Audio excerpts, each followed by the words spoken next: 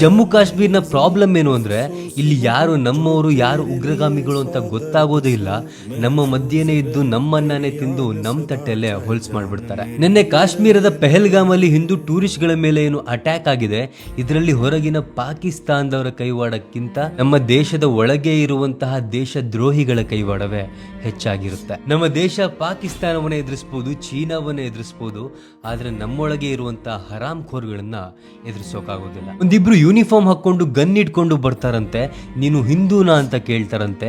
ಹೌದು ನಾನೊಬ್ಬ ಹಿಂದೂ ಅಂತ ಹೇಳಿದ್ರೆ ಅಲ್ಲೇ ಅವ್ರನ್ನ ಗುಂಡಿಕ್ಕಿ ಕೊಲ್ತಾರಂತೆ. ಇನ್ನೊಂದಷ್ಟು ಜನ ಜೀವ ಉಳಿಸ್ಕೊಳ್ಳೋದಕ್ಕೆ ನಾನು ಹಿಂದೂ ಅಲ್ಲ ಅಂತ ಹೇಳಿದ್ರು ಕೂಡ ಅವರ ಪ್ಯಾಂಟ್ ಬಿಚ್ಚಿ ಅವ್ರಿಗೆ ಸರ್ಕಮ್ಸಿಷನ್ ಆಗಿದೆಯಾ ಅಂದ್ರೆ ಮುಂಜಿ ಆಗಿದೆಯಾ ಅಂತ ನೋಡಿ ಅವ್ರನ್ನ ಕೊಲ್ತಾರಂತೆ. ನನ್ನ ಗಂಡನ್ನೇ ಸಾಯಿಸ್ಬಿಟ್ಟಿದೆ, ಇನ್ನು ನನ್ನನ್ನು ಯಾಕೆ ಉಳಿಸಿದೆ, ನನ್ನನ್ನು ಕೂಡ ಕೊಂದ್ಬಿಡು ಅಂತ ಹೆಂಡತಿ ಬೇಡ್ಕೊಂಡ್ರೆ ನಿನ್ನನ್ನು ಸಾಯಿಸಲ್ಲ, ಹೋಗಿ ಮೋದಿಗೆ ಹೇಳು ಅಂತ ಹೇಳ್ತಾರಂತೆ.